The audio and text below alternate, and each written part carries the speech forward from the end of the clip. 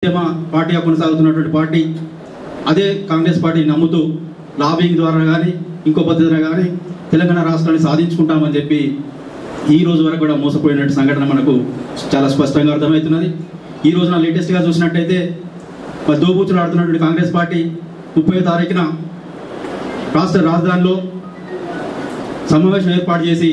తెలంగాణ రాష్ట్రం ఇవ్వడానికి సిద్ధంగా ఉన్నామని చెప్పి మరొకసారి కూడా మోసం చేయడానికి ప్రయత్నం చేస్తూ ఉన్నది. ఇది కేవలం లోకల్ బాడీ ఎలక్షన్ సంబంధించినటువంటి స్టంట్ మాత్రమే సంగతి ప్రతి ఒక్కరు కూడా తెలిసినటువంటి విషయమే. కానీ దీంట్లో తెలిసి కూడా మనం ఈ కాంగ్రెస్ పార్టీ తెలంగాణ రాష్ట్రం ఇవ్వకుండా మోసగిస్తే మరి ఏ పద్ధతిలో మళ్ళీ ముందుకు పోదాం, ఉద్యమాన్ని ఏ విధంగా మనం సజీవంగా బతికించుకుందాం అనేటువంటి ఆలోచన చేయడంలో మాత్రం మనం విఫలమయ్యామనేటువంటి విషయం మాత్రం చాలా స్పష్టంగా కనబడుతున్నది. ఒకవైపు ఉద్యమ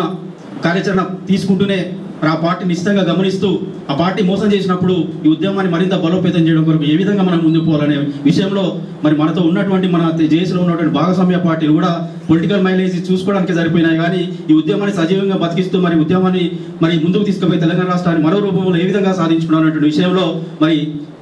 వెనుకంజ వేసినటువంటి విషయం కూడా మనం చాలా స్పష్టంగా గమనిస్తా ఉన్నాం. ఈ రోజున బీజేపీ కానీ టీఆర్ఎస్ కానీ దాని అనుబంధం ఇంకే పార్టీ అయినా కానీ పొలిటికల్ మైలేజ్ చూసుకోవడం వరకే సరిపోయినాయి. కానీ తెలంగాణ ఉద్యమాన్ని ముందుకు తీసుకోవడం మాత్రం మరి వెనుకంజ వేసిన సంగతి ఇప్పుడు మనకు తెలుసు. ఈ రోజున సహకార ఎన్నికల్లో అక్కడ ఉన్నటువంటి స్థానిక పరిస్థితులను బట్టి అక్కడ ఉన్నటువంటి వ్యక్తులను కొని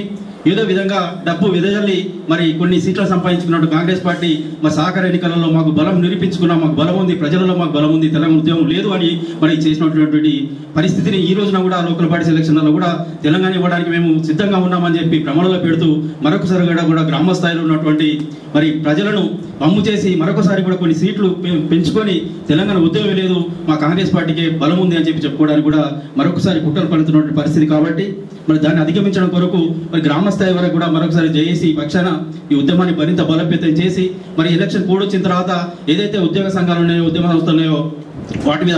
పరిమితులు కూడా ఉంటాయి. కాబట్టి దాన్ని అధిగమించి మరి గ్రామ స్థాయిలోకి వెళ్ళి ఉన్నటువంటి పరిస్థితి వివరించి కాంగ్రెస్ పార్టీకి మరొకసారి తగిన బుద్ధి చెప్పే విధంగా తెలంగాణ ఉద్యమాన్ని సజీవంగా బతికించే విధంగా మరి మరో కోణంలో కూడా తెలంగాణ ఉద్యమాన్ని బలోపేతం చేసి తెలంగాణ రాష్ట్రాన్ని సాధించుకోవడం కొరకు రాష్ట్ర జేఏసీ స్పష్టమైనటువంటి కార్యాచరణ ప్రకటించి దాన్ని అమలయ్యే విధంగా చూడాలని చెప్పి ప్రత్యేకంగా రాష్ట్ర అధికార ప్రతినిధి గారిని కోరుకుంటూ ఈ అవకాశం ఇచ్చినటువంటి మరి ఎలక్ట్రిసిటీ ఉద్యోగులకు ప్రత్యేకంగా మరి ఈ కీలక దశలో ఉన్నటువంటి పరిస్థితులలో మీరు ముందు